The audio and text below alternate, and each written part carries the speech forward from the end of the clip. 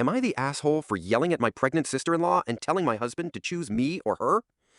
I know the title sounds wrong, but please hear me out. I am currently typing this while my husband's entire family is sitting downstairs. I am a 29-year-old woman and have been married to my husband for 8 years. About 2 months ago, I had my third miscarriage at 31 weeks. I will not discuss it because it makes me feel deeply depressed, but you need to keep this in mind. About 4 months ago, my 20-year-old sister-in-law came crying to our doorstep, saying she is pregnant, her boyfriend wanted nothing to do with the pregnancy, and she had nowhere to go. My husband and I welcomed her into our home with open arms. For the first few weeks, it was really hard for her, which is understandable. I spent hours with her, comforting her when she cried, watching our favorite television shows, and eating so much ice cream we practically fell into a coma. It felt like we were bonding, or so I thought. Here is where things started going downhill. I take pride in keeping my home neat and clean. My sister-in-law, on the other hand, did not. She would leave her clothes scattered around the house, leave dirty dishes everywhere, and even left her sex toys on our living room table. I tried talking to her directly before discussing it with my husband. She immediately started crying and promised to be cleaner. I hugged her, told her it was okay, but made it clear that this was a boundary for me. She assured me it would not happen again.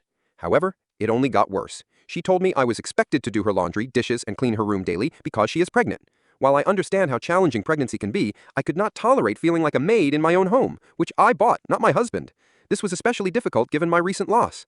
I discussed it with my husband, but his response shocked me. He said, "Honey, she's going through a lot right now. We really should be helping her out. Plus, it might make you feel better to take care of someone who's pregnant." I was furious. Make me feel better? She is going through a lot? We need to help her? Was letting her stay with us not enough? While I did not want to invalidate her pain, my husband and I were also dealing with our own struggles. We moved on, and I did my best to manage work and household chores. My husband works from 7 in the morning to 7 at night, so he is not around to help much. I work full-time from home, so it has been incredibly stressful. Whenever I asked my sister-in-law for help, she always made excuses, even if she was just watching television. The breaking point came when I bought the one food I have enjoyed eating since my miscarriage. I wrote my name on it and specifically asked my sister-in-law not to eat it.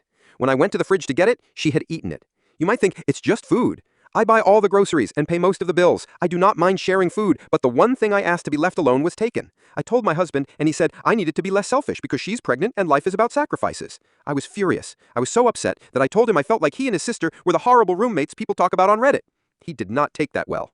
This brings me to the title. My sister-in-law planned a surprise baby shower at my house without discussing it with me. Knowing everything I had been through, I was hurt that she invited strangers into my home without asking. My husband urged me to attend despite my concerns that it would permanently damage our relationship with her. I reluctantly agreed to go.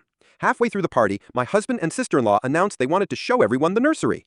I was confused. Nursery? Was she staying that long? What room had she turned into a nursery? When they let everyone upstairs, I realized they meant my nursery, the one for the baby I had just lost. A wave of emotions hit me as I saw everyone in my baby nursery, praising their setup, my setup, for my baby that my body failed to deliver.